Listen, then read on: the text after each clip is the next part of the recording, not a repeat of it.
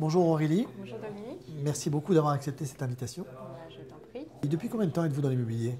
Alors ça fait 4 ans que je suis dans l'immobilier. J'ai passé 3 ans et demi dans un grand réseau de mandataires. Et là, c'est tout récent, mais j'ai ouvert mon agence virtuelle. Très bien, agence virtuelle. Tout à fait. Donc vous avez la carte T. Exactement.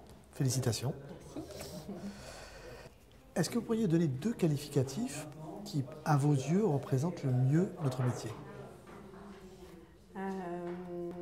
À ma façon, alors, donc du coup, pas... Oui, tout à fait D'accord. personnel. Euh, Votre vision personnelle du métier, en fait. Alors, l'humain, c'est le premier mot qui me vient à l'idée parce qu'on accompagne en fait nos clients dans des changements de vie.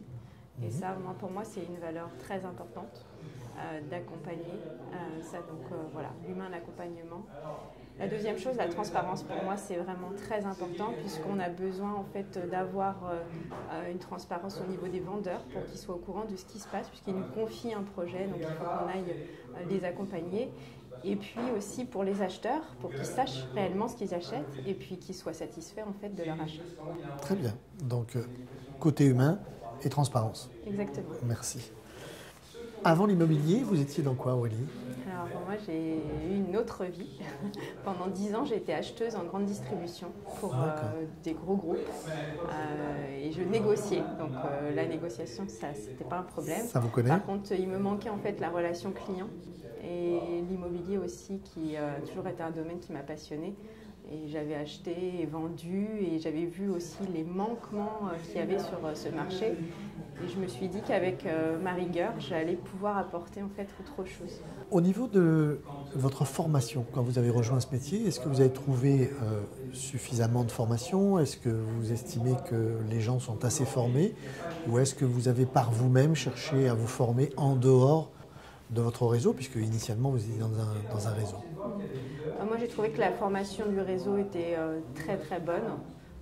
Il y avait un panel de formations très important et j'ai été chercher toutes les formations pour justement acquérir le plus de connaissances possible. J'ai mis 6 mois avant de me lancer en fait vraiment sur le terrain parce que j'avais besoin de savoir de quoi je parlais et pas d'arriver comme un petit stagiaire qui ne sait pas de quoi on parle en fait auprès des vendeurs. Et pour avoir la carte T, alors tu as dû franchir une étape de formation, je suppose également? Non, parce que j'avais la maîtrise de gestion qui me permettait d'avoir la carte T. Alors je trouve ça assez... ça m'interroge en fait de voir que même sans formation dans l'immobilier, on peut exercer le métier d'immobilier. Et là, je suis ravie d'avoir fait en fait cette expérience dans un réseau pour justement acquérir cette expérience terrain et puis les formations qui m'ont donné.